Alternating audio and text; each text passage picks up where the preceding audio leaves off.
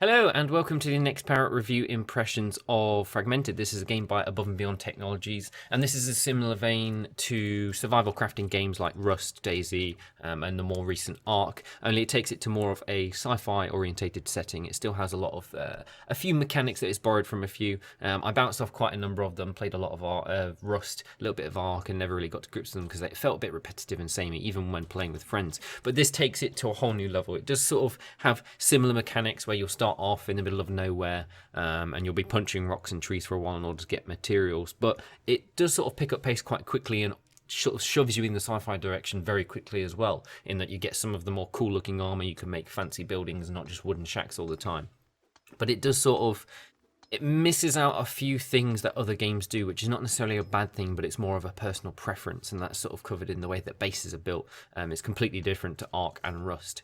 First of all, the game looks awesome, and I'm quite surprised at how well it's been optimized as well. 1080p, it does play rather well on our hardware, and I'm surprised that it wasn't quite so awfully laggy as sort of games like Rust and Ark and DayZ have been in the past when they first started on early access. So performance is actually really good and it looks excellent. The environments are huge, the map is massive. You do get like a little mini map, but it's not particularly useful because, you know, it's got to have that survival challenge there. The map is massive. There's 3 biomes: the snow, the forest, and the desert, and they are huge. It will take you like 34 minutes just to walk across one biome and get to the next, and that's just the borders basically. But it does encourage you to go between the biomes for different materials. The items look awesome. You can switch between first and third person Skyrim style, so you can look at how amazing your armor is or how poor it is if you've just started. And the buildings look fantastic. Some of the enemies are quite unique and they look pretty interesting, especially sort of the higher tier enemies that have flamethrowers and stuff. It's quite very unique enemies, quite imaginative, I guess, because a lot of the recent sort of, you know, Ark is just dinosaurs and Rust had zombies until they removed everything. And everything looks good. I mean, you do have the odd 2D bushes or 2D fruit on the bushes that you'll harvest. But for the most part, the graphical fidelity is actually pretty good for an early access title, and the performance isn't too bad considering. It does have an RPG system very similar to Ark. I did first see this RPG aspect added into Ark.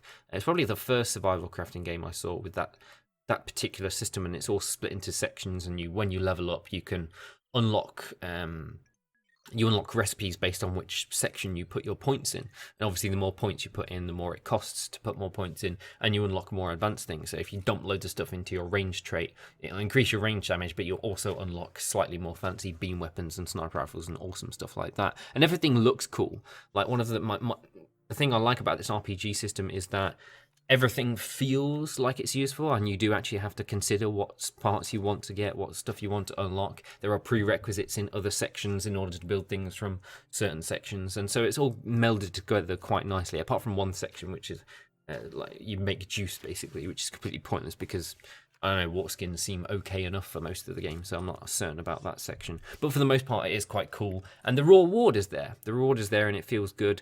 Whereas when I was playing Ark, it just felt like some of them were useless, and some of them did things, and you just max out one thing depending on where you are. This one just progresses nicely in terms of leveling.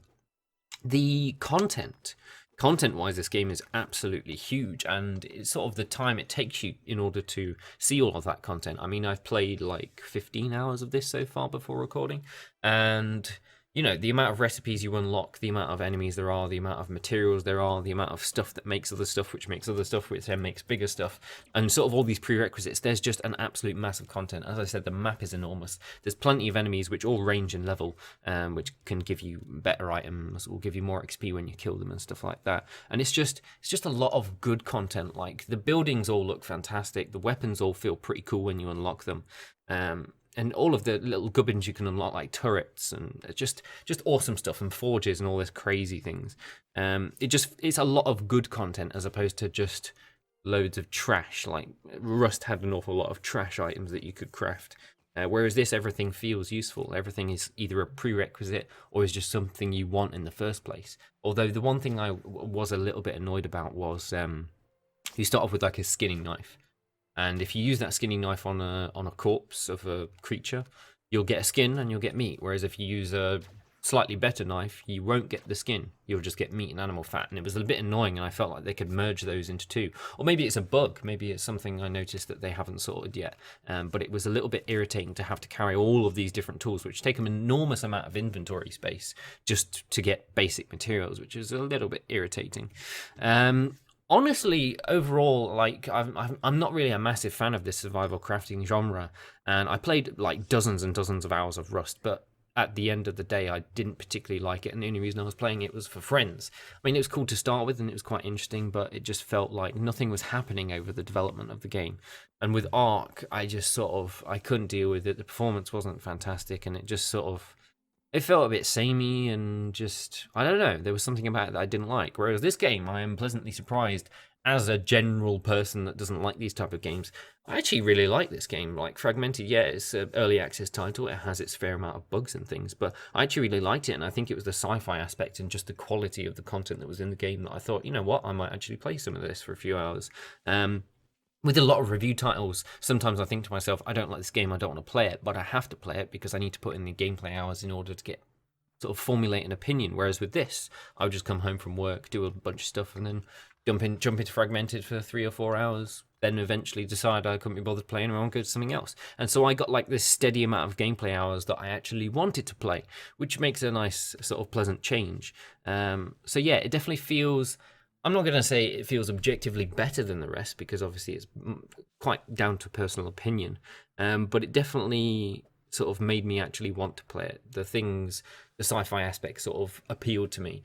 And one of the key differences with this game to stuff like Ark and Rust is the base building. Now, in Ark and Rust, you can build individual components for bases, and you can build a sort of a square piece of floor, square piece of wall, and then ceiling, and then posts and supports and all these different doors. Whereas in Fragmented, bases are pre-built. You need to collect masses and masses of materials, and then you build just this little blueprint for a base, or sort of like a flooring plate that you can build buildings on top of. And then you craft them all, and then you just sort of have this gigantic building when you double click on the blueprint, and you can sort of rotate it as and when and put it in whatever place you want.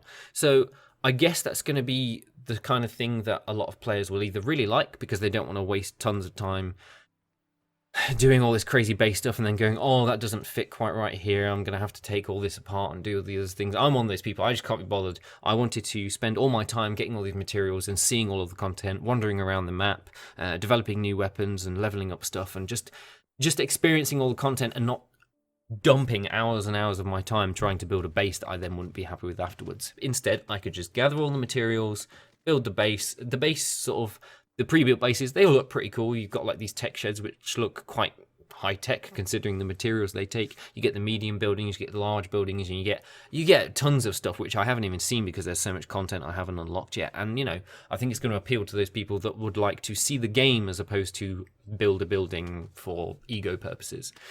Obviously this game isn't all perfect because it's in early access. There is a hidden FPS cap for some reason. I disabled VSync, but it's still capped out at 60, which is a bit annoying. I assume, I'm not entirely sure, if that's because of the physics engine, whether the physics mess up, similar to Skyrim where you would get one-shotted by a floating basket if it went above 60 FPS. So I don't know, I'm just sort of making assumptions here. AI for enemies is a little bit dumb. Occasionally, some of the time, if you're attacking an enemy, they'll run straight towards you and then you'll just sort of take pot shots at each other. But other times, if you're far enough away, they'll sort of get confused and then go on this patrol path and stop, and then you'll take pot shots, and then they'll go on this patrol path and stop. So the AI could use a fair amount of work for the enemies, because it's just a little bit galling, to be honest. The other thing with this game is, obviously, with it being a crafting survival title, it is going to rely heavily on the multiplayer, because it is all about sort of big groups of people on the PvE or PvP servers and griefers and all that. Doesn't matter how much you hate griefers, they make the game fun occasionally. And the issue with this is, at most, I saw about 4 to 5 people on the dedicated servers online at a time. And because the map was so large, I very rarely saw them. And one of the key reasons after 3 or 4 hours of playing each evening I would get bored is because there was no one to really play with, and I was gathering all these materials and building things but not really achieving anything. And one of the main aspects of these survival crafting games is the main reason you carry on playing them and find them entertaining is because you're playing with friends or other people you've met on those servers. And with Fragmented, that wasn't really there. A, because there was no people, and B, because I didn't have any friends that had a press key. So I feel like this game is going to rely quite heavily upon having a good amount of people sort of generated interest at launch, and also friends playing. But the price of the game is going to reflect that. Now, the price of the game isn't necessarily bad for what you get. It's just quite high, which I think is going to limit the amount of potential players and the amount of potential buyers, basically. I mean, it is a fantastic early access title at the moment, but with that cost, it's pushing a lot of people towards sort of Ark and other survival crafting games, which are probably slightly cheaper and already have a community. So people are sort of going to have to take a risk, I guess, and hope that the game is good, and then sort of coax other people into playing it, because without that, it's going to get quite boring quite fast. The other thing is the progression is, in the RPG elements, the progression is fine, but there are on occasions parts where I would be playing for 3 hours and then suddenly everything would stall, and you'd just sort of stop because you'd realize you'd need something, or you have to achieve something or other, and you figure out that you can't actually do it and you don't know why. And one of the first things I discovered was animal fat you couldn't get without a higher tier knife than the skinning knife, and I couldn't do anything without it until I randomly checked on the Steam forums and found out how to do it. And then another aspect was I needed to get gold, except there's no gold in the entire forest biome. It's only in the snow biome and in the desert biome. So I traipsed all the way across to the desert biome, which took me about 45 minutes because the map is huge, which is not necessarily a bad thing. It's pretty cool.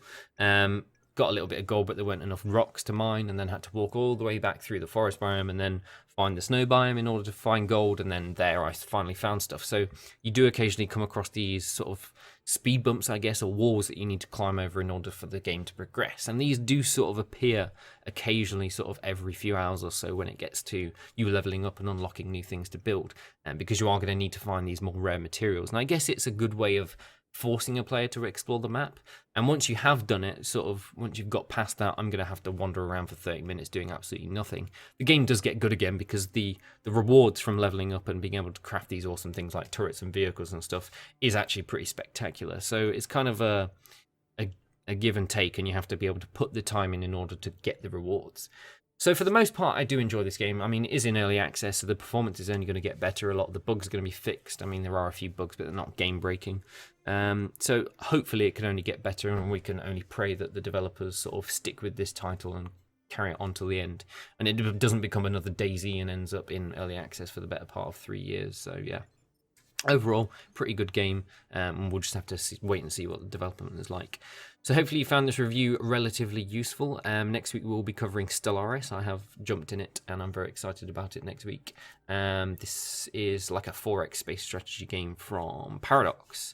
It's been doing the PR rounds quite a bit, so we'll be doing that next week. Until next week, we will see you on Saturday for our next gaming episode, and of course for our review. So hope you guys enjoyed this. See you next time.